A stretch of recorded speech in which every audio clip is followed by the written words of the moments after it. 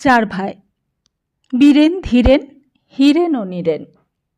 পরিবারের লজ্জা ও কলঙ্ক সেজ ভাই হীরেন, সে কেরানি। বীরেন ডাক্তার, ধীরেন উকিল, আর নীরেন 200 টাকা শুরুর গ্রেডে সরকারি চাকরি পেয়েছে 8 বছর।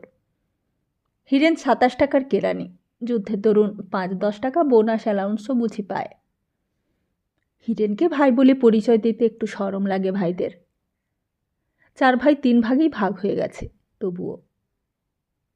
নমস্কার, আমরা শুনছি মানিক বন্দ্যোপাধ্যায়ের লেখা ছোট গল্প একান্নবর্তী। আসুন শুনে নিয়ে আজকের গল্পটি। বাপের তৈরি বাড়িটাতে ভিন্ন ভিন্নভাবে বাজার করে রেঁধে বেড়ে ঝি চাকর ঠাকুর শুধু নিজেদের ভালো মন্দ সুখ দুঃখ নিয়ে মাথা ঘামিয়ে 3টি অনাত্মীয় ভাড়াটের মতো তারা বাস করে। আর হঠাৎ টান পড়লে একটু চিনি, 2 পলা তেল এবং 1 খাপলা নুন ধার নেওয়া হয় এই সংসার থেকে ওই সংসারে। দান হিসেবে নয়, 2-4 দিনের মধ্যে ফিরিয়ে দেওয়া হবে। রেশনের কিংবা কালো বাজারের মাল আনা হলে সঙ্গে সঙ্গে নিখুঁত মাপে তা ফিরিয়ে দেওয়া হয়। বড় 2 ভাইয়ের বৌদির তরফের কোনো আত্মীয় স্বজনের কাছ থেকে বিশেষ কোনো উপলক্ষে খাবার টাবার, মাছ টাছ এমন কোনো জিনিস এত বেশি পরিমাণে আসে যে নিজেরা খেয়ে শেষ করবার আগেই পচে নষ্ট হয়ে যাবে, বাড়তিটা ভাগ করে দেওয়া হয়। হীরেনদেরও দিতে হবে। কেরানি বলে তার বউ এসেছে গরিব পরিবার থেকে। তার বাপের বাড়ির দিক থেকে কখনো কিছুই আসে না 5 জনকে দেবার মতো, কিছুই আসে না 5 জনকে দেখানোর মতো, কখনো আসবেও না। তবু উপায় কি? এটাই আসল কথা তাকে নিয়ে লজ্জা পাবার। একেবারে অনাত্মীয় ভাড়াটের মতো বাস করুক, কিন্তু বাস তো করে একই বাড়িতে। সবাই তো জানে সে তাদের ভাই, আত্মীয় বন্ধু পাড়াপড়শি সকলে। সেটা উড়িয়ে দেওয়া যায় না কোনো মতেই। আর বিশেষত বুড়ি মা আছেন হীরেনের দলে। প্রায়ই তিনি অসুখে ভোগেন, সর্বদাই জপ তপ নিয়ে থাকেন, খান তিনি নিজের খরচেই। কিন্তু তার দুধটুকু জাল দেওয়া, দইটুকু পেতে রাখা, চাল ডাল তরকারিটুকু সেদ্ধ করে দেওয়া, এইসব করতে হয় হীরেনের বউকে। অসুখ বিসুখে ব্রত পার্বণে বাড়তি দরকারের জন্য বউদের ডেকে হুকুম দেন, কিন্তু রোজগার খুঁটিনাটি সেবা গ্রহণ করেন শুধু হীরেনের বউয়ের কাছ থেকেই। তার রেশন কার্ড, কার্ডের মাল হীরেন পায়। মাসে 1.5 মণ 2 মণ কয়লার দাম তিনি দেন। ঠিকাঝির 8 টাকা বেতনের 2 টাকা দেন, আর সাধারণভাবে সংসার খরচের হিসাব দেন 10 টাকা। হীরেন ছাড়া সব ছেলের কাছেই তিনি ভরণ পোষণের মাসিক খরচও নিয়মিত আদায় করেন কড়াকড়িভাবে। বীরেনের পসার বেশি, সে দেয় 30 টাকা। ধীরেনের পসার হচ্ছে সে দেয় 20 টাকা। চাকরি হবার পর নীরেন 20 কিংবা 50 মা যা চাইতেন তাই দিত।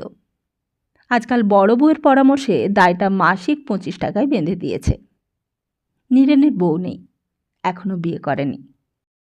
ভাইরা যখন ভাগ হয় এক বাড়িতেই উনান জ্বালাবার আয়োজন করে 3টে। চোটে লাল হয়ে গিয়েছিল নীরেন। লজ্জায় দুঃখে দাপাদাপি করে গালাগালি দিয়েছিল দাদাদের, বিশেষভাবে বড় 2 জনকে। তখনও তার চাকরি হয়নি। তার খাওয়া পড়া, পড়াশোনার খরচ দেওয়ার দায়িত্ব এড়াতে বিশেষ করে ভাইরা ভিন্ন হচ্ছে মনে করে আঁতে তার ঘা লেগেছিল। আরও তার পড়বার ইচ্ছা ছিল, বিলেত যাওয়ার কথাটাও নাড়াচাড়া করছিল মনে মনে। আর এই সময় এইরকম পারিবারিক বিপর্যয় ঘটাতে তার আঁতকে ওঠার কথাই। হীরেন তাকে বুঝিয়ে বলেছিল, কেন, এ তো ভালোই হলো, রোজ বিশ্রী খিটখিটে ঝগড়াঝাটি লেগেই আছে, একটু দুধ একটু করে মাছ, এই নিয়ে কি মন কষাকষি বলতো? দাদাদের আয় বেশি, তিনি ভালোভাবে থাকতে চান, মেজদার ভালো উপার্জন হচ্ছে, তিনিও খানিকটা ভালোভাবেই থাকতে চান। আমি সংসারে মোটে 40টা টাকা দিয়ে মজা করব আর ওরা কষ্ট করবেন, সেটা তো আর উচিত নয়। ভাই বলে কি কেউ কারো মাথা কিনেছে নাকি যে খাওয়া খাই কামড়া কামড়ি করেও একসাথে থাকতে হবে ভাই সেজে? তার চেয়ে ভিন্ন হয়ে সৎভাবে ভাইয়ের বদলে ভদ্রলোকের মতো থাকাই ভালো। তোমার চলবে? চলবে না, কষ্ট করে চলবে, তবে অন্যদিকে লাভ হবে, মাথা হেট করে থাকতে হবে না। যাই খায় খুঁতকুড়ো হজম হবে। নিজে ভিন্ন হলেই পারতে তবে এতদিন। অ্যাঁ? হ্যাঁ, তা পারতাম, তবে কিনা কথাটা হলো এই যে, দুঃখী অসহায় গরিব কেরানি ভাইকে দয়া বা শ্রদ্ধা করে নয়, বড় বড় দুই ভাইয়ের ওপর নিদারুণ অভিমানের জ্বালায় নীরেন আরও পড়াশুনো, আরও পরীক্ষায় পাশ করে বড় কিছু হবার কল্পনা ছেড়ে চাকরির চেষ্টায় নেমেছিল। মার সঙ্গে যোগ দিয়েছিল হিরেনের সংসারে। চাকরি হবার পরেও, 200 টাকা শুরুর গ্রেডের সরকারি চাকরি হবার পরেও প্রায় 2 মাসই হিরেনের সংসারে ছিল। 3 সংসারের পার্থক্য ততদিনে স্পষ্ট থেকে স্পষ্টতর হয়ে উঠেছে। বড় বউ পুলকময়ী আর মেজ বউ কৃষ্ণপ্রিয়া চটপট অদল বদল করে নিজের নিজের সংসার সেজে ঢেলে গুছিয়ে নিয়েছে। আগেকার সর্বজনীন ভাড়ার ঘরটা ভেঙে চুড়ে নতুন জানালা দরজা তাক বসিয়ে পুলক করে নিয়েছে চকচকে তকতকে সাজানো গোছানো। আলো বাতাস ভরা বড় আধুনিক রান্নাঘর দেখে বুক ফেটে গেছে কৃষ্ণপ্রিয়ার আফসোসে। সে যদি চেয়ে নিত ভাড়ার ঘরটা রান্নাঘর করার জন্য, উনান টুনান বসানো নতুন তৈরি রান্নাঘরটা পেয়ে ভেবেছিল খুব জেতা জিতে গেছে। ভাবতেও পারেনি দিন কয়েক বারান্দায় তোলা উনানে রান্নার কষ্ট সহ্য করে ভাড়ার ঘরকে এমন সুন্দর রান্নাঘর করা চলে। সেজবউ লক্ষ্মীও তাকে ঠকিয়ে জিতে গেছে পুরনো নোংরা রান্নাঘরটা পেয়ে। মেঝেতে ফাটল আর গর্ত কালিঝুল মাখা চুন বালি খসা দেওয়াল, একটু অন্ধকার, কিন্তু ঘরটা মস্ত বড়। মিস্ত্রি লাগিয়ে কিছু পয়সা খরচ করলে ওই ঘরখানা দিয়ে বউকে হার মানানো যেত। চাকর বাজার করে, ঠাকুর ভাত রাঁধে, পুলকময়ী ঘর দুয়ার সাজিয়ে গুছিয়ে পরিষ্কার পরিচ্ছন্ন রাখে, নিজে সাজে আর ছেলে মেয়েকে সাজায়। পাড়া বেড়ায়, নিন্দে করে কেরানি দেওরা তার বউয়ের। ধীরেন বাজার করে, ঠাকুর ভাত রাঁধে। কৃষ্ণপ্রিয়া সস্তা চটকদার আসবাব ও শাড়ি কিনে বড় বউয়ের সঙ্গে সমানতালে পাল্লা দেবার চেষ্টায় নিজের ঘর দুয়ার সাজিয়ে গুছিয়ে পরিষ্কার পরিচ্ছন্ন রাখে, নিজে সাজে মেয়েটাকে সাজায়, অর্গান বাজিয়ে গান করে, কেঁদে কেটে চিঠি লিখে ঘন ঘন বড়লোক মামা মামি মামাতো ভাই বোনদের দামি মোটরে চাপিয়ে বাড়ি আনায় পাড়ার লোকের কাছে নিজেকে বাড়াবার জন্য। ফর্সা রং আর থলথলে মাংসল যৌবনের গর্বে মাস্টারনির মতো পাড়ার মেয়েদের কাছে বর্ণনা করে পাড়ার প্রত্যেকটি মেয়ে বউয়ের শোচনীয় রূপের অভাব। বানিয়ে বানিয়ে যা মুখে আসে বলে যায় শাশুড়ি ননদ যা দেওরদের বিরুদ্ধে। তবুও পুলকময়ীর সঙ্গে পাল্লা দিতে পারে না বলে জ্বলে পুড়ে মরে যায়। যুদ্ধের বাজারে বিড়েনের পয়সা বড় বেশি বেড়েছে। 2 টাকার বদলে 8 টাকা ফি করেও গাদা গাদা কল পাচ্ছে। ঘরে এনেছে দামি আসবাব, পুলককে দিয়েছে শাড়ি গয়না, মোটর কিনেছে সেকেন্ড হ্যান্ড, জমি কিনেছে সেকেন্ড হ্যান্ড, জমি কিনে আয়োজন করছে বাড়ি করবার। ধীরেনেরও ওকালতিতে পসার বেশ বেড়েছে, তবে বীরেনের ডাক্তারের পসারের সঙ্গে তুলনাই হয় না। ভেবেচিন্তে কৃষ্ণপ্রিয়া হাত বাড়ালো নীরেনের দিকে। মাসে 400-500 টাকা আনছে ছেলেটা মাইনে আর উপরিতে। বিয়ে করেনি, বউ নেই। নীরেনও যেন তার হাত বাড়ানোর জন্যই প্রস্তুত হয়েছিল। হিরেনের সংসারের অশান্তি, উদ্বেগ আর অভাবের সঙ্গে একটানা লড়াই, মার গুম খাওয়া একগুঁয়ে সেকেলে ভাব জীবনে তার বৃতৃষ্ণা এনে দিয়েছে। প্রায় তাকে বাজার করতে হয়, প্রায় তাকে গিয়ে দাঁড়াতে হয় রেশনের লাইনে। মার আবদার আর হুকুম সমানে চলছে তারই ওপর। আর যেন তার ছেলে নেই। আর তাছাড়া সব বড় ভোঁতা, বড় নোংরা। বড় বউ আর মেজ বউয়ের প্রায় 4 বছর পর বউ হয়ে এসেছে লক্ষ্মী। তার ছেলেমেয়ের সংখ্যা ওদের দুজনের ছেলেমেয়ের সমান। সারা দিন সে শুধু রাঁধছে, বাড়ছে, ছেলে মেয়েদের খাওয়াচ্ছে, পড়াচ্ছে, বুড়ি শাশুড়ির সেবা করছে আর গাদা গাদা জামা কাপড় সেদ্ধ করছে। আর কপালকে দোষ দিচ্ছে, সর্বদা বলছে মরলে জুড়োবো, তার আগে নয়। ঘর সংসার সে সাজায় গোছায় অতি যত্নে। পুরনো বাক্স প্যাটরা, রংচটা খাট চেয়ার, ছেঁড়া কাপড় জামা, ময়লা কাঁথাকানি নিয়ে যতটা সাজাতে গোছাতে পারে। রান্নাঘর ধোয়ায় 2 বেলা, নোংরা রান্নাঘর। এই ঘরে রান্না করা ডাল ভাত মাছ তরকারি খেতে ঘেন্না করে নীরেনের। খেতে বসলে আবার প্রায় পুলক বা কৃষ্ণপ্রিয়ার রান্নাঘর থেকে ভেসে আসে ঘি মাংস পেঁয়াজ এলাচের গন্ধ। ঠাকুরপো, কাল তোমার নেমন্তন্ন, নিজে রেঁধে খাওয়াবো, কৃষ্ণপ্রিয়া বললে একদিন হাসি হাসি মুখে। সহজে সে হাসে না, তার দাঁতগুলো খারাপ। এমন অগোছালো কি করে থাকো ঠাকুরপো? ছি ছি, চারিদিকে ঝুল, খাটের নিচে নরক হয়েছে ধুলো জমে। কি ছড়িয়ে ভরিয়ে রেখেছ সব, এতগুলো টাকা ঢালছ মাসে মাসে, ঘরটাও কি কেউ একটু সাফ সুরত করে দিতে পারে না তোমার? তখনই নিজের ঝিকে নিয়ে ঝুল ছেড়ে ধুয়ে মুছে সাফ করে কৃষ্ণপ্রিয়া। ঘরটা সাজিয়ে গুছিয়ে দেয়। আগে থেকেই সে ঠিক করে এসেছিল এটা সে করবে। নীরেন বুঝতে পারে। স্নান করতে যাওয়ার ঠিক আগে এসেছে পরদিন খেতে বলতে।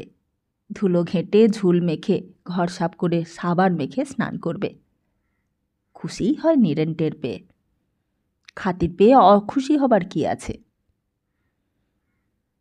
খেয়ে আরও খুশি হয় নীরেন। সব রান্নায় প্রায় ঠাকুরের। দুটি বিশেষ জিনিস শুধু কৃষ্ণপ্রিয়া রেঁধেছে।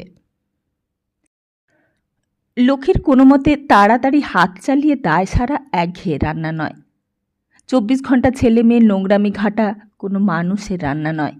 অপরিষ্কার স্যাঁতস্যাঁতে ঘরে পুরনো মলিন পাত্রে মটকাহীন মরচে ধরা টিনের কৌটোর মশলার রান্না নয়। পরিবেশনের বারবার ব্যাঘাত নেই অন্য ঝামেলার। পরিবেশকের ভাবভঙ্গিতে নেই খাইয়ে দিয়ে আরেকটা হাঙ্গামা চুকিয়ে দেবার অধীরতা। পরিবেশক মাইনে করা ঠাকুর, বসে বসে ধীরে সুস্থে হাসি গল্পের সঙ্গে একসাথে খাওয়া। কৃষ্ণপ্রিয়া চালিয়ে যায় টানার আয়োজন। ওইদিকে এতদিন পর হীরেন আর লক্ষ্মীর সঙ্গে নীরেনের বাঁধতে থাকে খিটমিট। মাসের শেষে আরও কয়েকটা টাকা সংসারে দরকার হলে নীরেন বলে, আমি টাকা দিতে পারবো না, যা দিয়েছি আমার একার জন্য তার সিকিও লাগে না। হীরেন বলে, তা লাগে না, কিন্তু তুই একা মানুষ কি করবি অত টাকা দিয়ে? যাই করি না কেন। লক্ষ্মীর সঙ্গে বাঁধে অন্যভাবে, অনেকভাবে। ছুটির দিনে একটু দেরি করেও খেতে পারবো না খুশি মতো? ঠাকুর রেখে দাও, যত খুশি দেরি করে খেও। চোখ নেই তোমার ঠাকুরপো? দেখতে পাও না সেই কোন ভোরে উঠে জোয়াল ঘাড়ে নিয়েছি? 1:30 বাজে, এখনো বলছো রান্নাঘর আগলে বসে থাকতে। আমি যে টাকা দিই, টাকা দাও বলে বাদে কিনেছ আমায়? এই দোষ লক্ষ্মীর, খাতির করে না। এতগুলো করে টাকা নীরেন ঢালে তার সংসারে, তবু হীরেনও যেন কেমন ভাব দেখায়, ঠিক ছোট ভাইয়ের মতো ব্যবহার করে তার সঙ্গে। মাসে মাসে এতগুলো টাকা সাহায্য করেও সংসারে সে চালু রেখেছে। একটু যে বিশেষ তার সঙ্গে বিশেষ মিষ্টি সুরে কথা বলবে সে চেষ্টাও নেই। মোটেই যেন কৃতজ্ঞ নয়, অনুগত নয় দুজনে। হাড় ভাঙা খাটুনি আছে, অভাব অনটন চিন্তাভাবনা আছে, ঝঞ্ঝাট আছে অঢেল। কিন্তু সেই জন্যই তো তাকে বেশি করে খাতির করা উচিত। তার সাহায্য বন্ধ হলে অবস্থাটা কি দাঁড়াবে ওরা কি ভাবে না? এত ভাবে এই কথাটা ভাবে না? নীরেন নিজেই আশ্চর্য হয়ে যায় ভেবে। পরের মাসের 1 থেকে নীরেন ভিড়ে গেল কৃষ্ণপ্রিয়ার সংসারে। হীরেনকে কিছু কিছু সাহায্য করবার ইচ্ছা তার ছিল। কৃষ্ণপ্রিয়া অকাট্য যুক্তি দেখিয়ে সেই ইচ্ছাকে ফাঁসিয়ে দিল। বুড়িমাকে মাসে মাসে সে 40 টাকা দেবে ঠিক হয়েছে। বুড়ি কি খাবে ওই টাকাটা? ও হীরেনকেই দেবে। ওই 40 টাকা একরকম সে হীরেনকেই দিচ্ছে। সোজাসুজি আরও দেবার কি দরকার আছে কিছু? নাকি সেটা উচিত? ওরা তো যত পাবে ততই নেবে, কিছুতেই কিছু হবে না ওদের। তলে তলে টাকা জমাচ্ছে, বাইরে গরিবানা। বুঝলে না ঠাকুরপো? কৃষ্ণপ্রিয়াকে নিজের জন্য খরচের টাকা দিয়ে প্রতিদানে স্পষ্ট কৃতজ্ঞতা পেয়ে পুলক বোধ করে নীরেন। মাসে মাসে লক্ষ্মীর হাতে খরচের টাকা দিয়েছে, খরচ করে যা বেঁচেছে ব্যাংকে জমা দিয়ে এসেছে। লক্ষ্মীর নির্বিকারভাবে আঁচলে বেঁধেছে নোটগুলো। ব্যাংকের লোকেরা যেন তাকে গ্রাহ্যও করেনি। কৃষ্ণপ্রিয়ার হাতে নোটগুলো দিতেই আনন্দে সে এমন বিহ্বল হয়ে যায়, কথা বলতে গিয়ে এমন করে তোতলায়। হেস্তনেস্ত যা হবার তা হলো। পৃথিবীজোড়া মহাযুদ্ধ থেকে শুরু করে তাদের পারিবারিক যুদ্ধ পর্যন্ত যার যা দখল সে তা নিয়েছে। যে যেভাবে যার সাথে বাঁচতে চায় সে সেইভাবেই তার সাথে বাঁচবার ব্যবস্থা করে নিয়েছে। কেনা জমিটাতে এইবার বাড়ি তৈরি আরম্ভ করবে ভাবছে বীরেন। ইট, বালি, চুন, সুরকি পাওয়া যাচ্ছে, লোহা এবং সিমেন্টও পাওয়া যাচ্ছে তলায় তলায়, কিছু বাড়তি খরচ আর ধরাধরি করার বিশেষ চেষ্টায়। কৃষ্ণপ্রিয়া মেয়ে খুঁজছে নীরেনের জন্য। বাংলাদেশে একটিও মেয়ে মিলছে না পছন্দ মতো। মেয়েদের যেন মেয়ে রেখে যায়নি যুদ্ধটা। মা জপ তপ কমিয়েছেন, ভাবছেন তীর্থে যাবার কথা। ডাক্তার জোর দিয়ে বলেছে গাড়ির কষ্ট আর বিদেশের অনিয়ম তার সইবে না, মরে যাবেন। মরতেও পাবো না আমি, এই হতভাগার জন্য মরবারও জো নেই আমার। দুর্বল ক্ষীণ স্বরে বুড়িমা কাতরিয়ে কাতরিয়ে আফসোস করেন। হঠাৎ গুম খেয়ে আশ্চর্য রকম শান্ত কণ্ঠে জিজ্ঞাসা করেন, আমি মরলে তো না খেয়ে মরবি তোরা, গোষ্ঠীশুদ্ধ। হীরেন বাহাদুরি দেখায় না, ক্ষীণ দুর্বল সুরে বলে, কেন অত ভাবছ বলো তো মা? অত সহজে কি মানুষ মরে? দুর্ভিক্ষে দেখনি, একটু খুদ একটু ফ্যান খেতে পেয়ে কত লোক বেঁচে গেছে। তুমি এখন মরলে যেটুকু ভদ্রভাবে বাঁচছি তা থাকবে না বটে। ভদ্রত্ব ছাড়লে কি মানুষ বাঁচে না তাই বলে? 4টে ছেলে মেয়ের জন্য রোজ 1 পো দুধ, সপ্তাহে 2 দিন 1 পো মাছ, তাও নয় বন্ধ করব। রেশনের চাল আর 4 পয়সার পুঁইশাক রেঁধে খাবো। আমি বাঁচব, তোমার বউটাও বাঁচবে, ছেলে মেয়ে কটাও বাঁচবে দেখো। তবে হ্যাঁ, এই কথা সত্যি, এইভাবে বাঁচার কোনো মানে হয় না। কি বললি? বললাম বাঁচা কষ্ট বলে কি সাহেবের গাড়ির সামনে ঝাঁপ দিয়ে মরব? সাহেবের টুটিটা কামড়ে ধরে মরব? অত ভাবছ কেন মা? মরব না, কেউ আমরা মরব না। বুড়িমা ফ্যাল ফ্যাল করে তাকিয়ে থাকেন, ভাবেন তীর্থে যাবার ছুতো করে এবার মরলে কেমন হয়। ভাবতে ভাবতে সামান্য একটা অসুখ হয়ে 4 ছেলের চেষ্টা বিফল করে 64 টাকা ফির ডাক্তারের ওষুধকে তুচ্ছ করে স্বাভাবিকভাবেই তিনি মারা গেলেন। তখন আরও শোচনীয় হয়ে পড়ল হীরেনের অবস্থা। পুলকময়ীর ও কৃষ্ণপ্রিয়ার শাড়ি, গয়না, ঠাকুর চাকর, নিশ্চিত নির্ভর চালচলন, অবসর, শৌখিনতা, ভালো ভালো জিনিস খাওয়া, হাসি আহ্লাদ করা সব কিছু ঈর্ষা, ক্ষোভ, হতাশা হয়ে আছড়ে কামড়ে ক্ষত বিক্ষত করছে লক্ষ্মীর মন। মনে সে এই ভাবনার মলম দিয়ে সামলে থেকেছে যে বেচারা পরম সুখেই থাকে। স্বামী পুত্র বুড়ি শাশুড়ির জন্য জীবনপাত করে খাটা, শাকপাতা ডাল ভাত পেটে গুজে কাজ করা, এই গৌরব ওরা কোথায় পাবে? নিজের মনে সে গজর গজর করেছে, মরণ কামনা করেছে শুধু গোপনে নিজেকে শুনিয়ে। হীরেনের ওপর ঝাঁঝ ঝেড়েছে শুধু স্বামী স্ত্রীর মধ্যে চিরদিনের চলিত দাম্পত্য কলহের মধ্যে। কিন্তু এবার আর সইল না। 4টি ছেলে মেয়ে 2টি বড় হয়েছে, তারা শাক পাতা ডাল ভাত খেতে পারে, অন্য 2টিকেও তাই খাওয়ানো যায় কিছু কিছু। কিন্তু একটু দুধ তো চায়। 1 পো দুধ আসত, সেটাও বন্ধ হলো। সপ্তাহে 2 দিন মাছের আষ্টে গন্ধ নাকে মুখে লাগত, তা আর লাগে না। যে ছায়াটা ন্যাকড়ার কাজে লাগাতে হয়েছে, কৃষ্ণপ্রিয়ার মতো থলথলে যৌবন না থাক, সেও তো যুবতী, বয়স তো তার মোটে 27 বছর। ছায়াহীন ছেঁড়া কাপড়ে দেহ ঢেকে তাকে চলতে ফিরতে হচ্ছে। তাকিয়ে তাকিয়ে সবাই দেখছে। কি এক কলা কৌশল জেনেছে হীরেন। অভয় দিয়ে বলেছে যে ভয় নেই আর, ছেলে মেয়ে হবে না। এইসব কি সত্যি? কখন হতে পারে সত্যি মানুষের জীবনে? এইসব ফাঁকি, এইসব যুদ্ধের বোমা, এইসব ভূমিকম্পের দিশেহারা পাগলামি। বাঁচতে হলে তেতলার ছাদ থেকে লাফিয়ে পড়ে মরতে হবে, নইলে বাঁচার কোনো উপায় নেই। ছাতের আলসেই উঠবার সময় হিরেন তাকে আটকায়। এত এলোমেলো কথার পর এত রাত্রে তাকে ছাতে যেতে দেখে আগেই সে খানিকটা অনুমান করেছিল। আমি যদি মরি তোমার তাতে কি? লক্ষ্মী বলে ঝাঁঝের সঙ্গে, ছাড়া পাবার জন্য লড়তে লড়তে হিরেনের বাহুমূলে কামড় বসিয়ে দিয়ে। হিরেন জানে লক্ষ্মীকে, ভালোভাবেই জানে। সে তার 4টি সন্তানের মা। কাঁদো কাঁদো হয়ে সে বলে, তুমি খালি নিজের কথাই ভাবছ লক্ষ্মী। চমকে থমকে যায় লক্ষ্মী। নিজের কথা ভাবছি? আমি মরলেই তো তোমার ভালো। ভালো? তুমি মরলে আমি বাঁচব? বাঁচবে না? আমি মরলে তুমি বাঁচবে না? দাঁড়াও বাবু, ভাবতে দাও।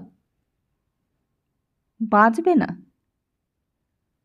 সে হার মেনে ছাদ থেকে লাফিয়ে পড়ে মরলেও হিরেনও মরবে অন্য কোনো রকমে? তাই বোধহয় হবে। যে কষ্ট তারও সইছে না, সেই কষ্ট তো লোকটা তারই সঙ্গে সমানভাবে সয়ে আসছে আজ 10-11 বছর। তাই বটে, লোকটা অন্য সব দিকে অপদার্থ হোক, এই একদিকে খাঁটি আছে। আমার বড় ঘুম পাচ্ছে। কতকাল জেগে আছি বলো তো? একটু ঘুমাবো আমি। ঘরে ফিরে গিয়ে চাদরহীন তুলো গিজগিজ করা ছেঁড়া তোষকে হিরেনের বুকে মাথা রেখে সে জেগে থাকে। হিরেনের কথা শোনে। 7টা দিন সময় দেবে আমাকে লক্ষ্মী? আমি বুঝেও বুঝিনি, যা করা দরকার করেও করিনি। মাছি মারা কেরানি তো, এইরকম স্বভাব আমাদের। যাই হোক, তুমি আমায় 7টা দিন সময় দাও। ও মা, কিসের সময়? তুমি কিচ্ছু করবে না, ছাদ থেকে লাফিয়ে পড়বে না। আমি গিয়েছিলাম নাকি লাফিয়ে পড়তে? লক্ষ্মী রাগ করে বলে, আমি যাইনি। কিসে যেন টেনে নিয়ে গিয়েছিল আমায়। 7 দিন সময় চেয়ে নেয় হিরেন, কিন্তু ব্যবস্থা সে করে ফেলে 1 দিনের মধ্যে। লজ্জায় লাল হয়ে দুঃখে ম্লান হয়ে লক্ষ্মী শুধু ভাবে যে এত দুঃখের মধ্যে একটা খাপছাড়া পাগলামি করে বসে না জানি মনে কত দুঃখ বাড়িয়ে দিয়েছে লোকটার। রাত 9টায় হিরেন বাড়ি ফেরে। কচু সেদ্ধ আর ঝিঙ্গে চচ্চড়ি দিয়ে দুইজনে একসঙ্গে বসে ভাত খেয়ে ঘরে গিয়ে শোবার ব্যবস্থা করে রাত 11টার সময়। লক্ষ্মী জিজ্ঞেস করে, কোথায় ছিলে? পাড়াতেই ছিলাম। রমেশ, ভূপেন আর কানাই আমারই মতো কেরানি, চেনো তো ওদের? ওদের বাড়িতে। ভালো কথা, কাল ভোরে ওদের বউরা তোমার সঙ্গে দেখা করতে আসবে। লক্ষ্মী দীর্ঘ নিঃশ্বাস ফেলে বলে, বুঝেছি। তোমার 3 বন্ধুর 3 বউ আমাকে কাল বোঝাতে আসবে ছাদ থেকে লাফিয়ে পড়া কত অন্যায়। না, ওরা তোমার সঙ্গে পরামর্শ করে ব্যবস্থা করতে আসবে, ওদেরও যাতে তেতলার ছাদ থেকে লাফিয়ে পড়বার দরকার না হয়। মোরগ ডাকা ভোরে এলো লতিকা, মাধবী আর অলকা। সঙ্গে এলো 11টি কাচ্চা বাচ্চা, আর বাজারের থলিতে ভরা চাল, ডাল, তরি তরকারি, বোতলে ভরা সর্ষের তেল, ভাঙা টিপটে নুন, বস্তায় ভরা 8 মণ কি 1.25 মণ কয়লা। কচিদের মায় দিয়ে ছড়া গিয়ে গা চুলকে থাপড়িয়ে ঘুম পাড়িয়ে শুইয়ে রাখা হলো হিরেনের শোবার ঘরে। বাড়তি ছোট ঘুপচি ঘরখানা সাফ করে রাখা হলো চাল, ডাল, তেল, নুন, তরি তরকারি। লতিকা উনানে আঁচ দিল। হিরেনদের রাত্রে রেটো বাসন মাজতে গেল কলতলায়। উনানে প্রথমে কেটলিটা চাপিয়ে সেটা নামিয়ে নিয়ে মাধবী চাপালো বড় সসপ্যানটা। আমাদেরই কম পড়তো 1 কেটলি চায়ে, 2 জন ভাগিদার বেড়েছে। তুমি চা খাও তো ভাই লক্ষ্মী? জানি খাও, কে না চা খায়।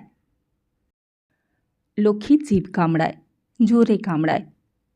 ঘুমিয়ে না হয় স্বপ্ন দেখে আবোল তাবোল অনেক কিছু, জেগেও স্বপ্ন দেখবে। কিন্তু কোনো প্রশ্ন সে করে না।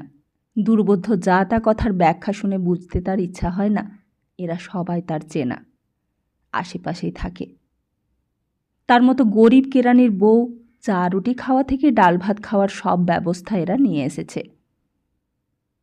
তার চিনিটুকু, চালটুকু, কালকের বাড়তি তরি তরকারিটুকু তেল নুনটুকু নিয়ে বাড়তি ছোট ঘরটায় জমা করেছে, নিজেদের সঙ্গে আনা জিনিসের সঙ্গে। লতিকা বলে, বাঁচলাম ভাই, 3 বাড়ির খাওয়ার জিনিস বাসনপত্র জায়গা পায় না, সব ছড়িয়ে থাকে। এই ঘরটা ছোট হোক, ঘুপচি হোক, খাসা ভাড়ার ঘরের কাজ দেবে। মাধবী বলে, মস্ত রান্নাঘর, 200 লোকের রান্না হয়, বাঁচা গেল। অলকা বলে, ভালোই হলো তুমি দলে এলে ভাই লক্ষ্মী, 3 জনে মিলে খরচ কমিয়েছিলাম, এবার আরও কমবে। পালা করে রাঁধবো বাড়বো তারও একটা জায়গা নেই ভালো মতো, না ভাড়ার ঘর না রান্নাঘর, কি যন্ত্রণা বলো দেখি। অন্য কাউকে কিছু জিজ্ঞাসা করতে ভয় করে লক্ষ্মীর। সারাদিন চুপচাপ থেকে রাত্রে সে হিরেনের কাছে জবাব চায়।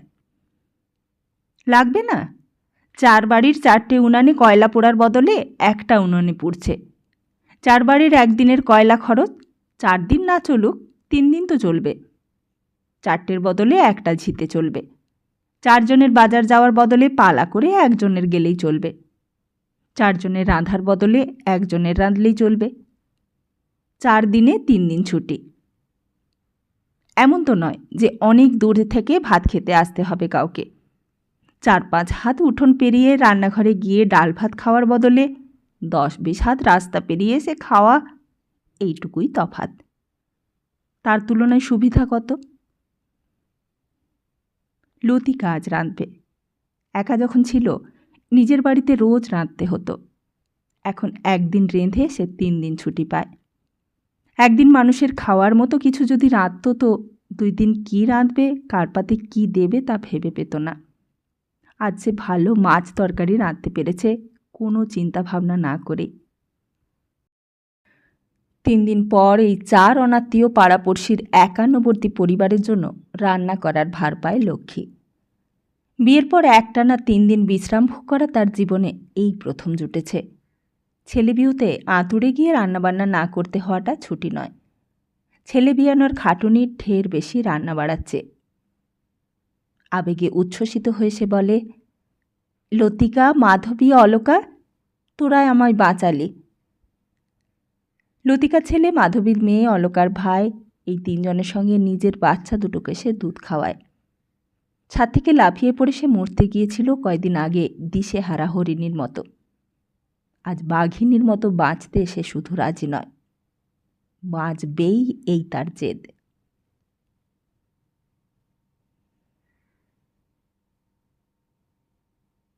আমরা শুনছিলাম মানিক বন্দ্যোপাধ্যায়ের ছোট গল্প একান্নবর্তী। খুব শীঘ্রই আসছি আগামী আরেকটি নতুন গল্প নিয়ে। ততদিন ভালো থাকুন, সুস্থ থাকুন আর সবাইকে ভালো রাখুন। নমস্কার।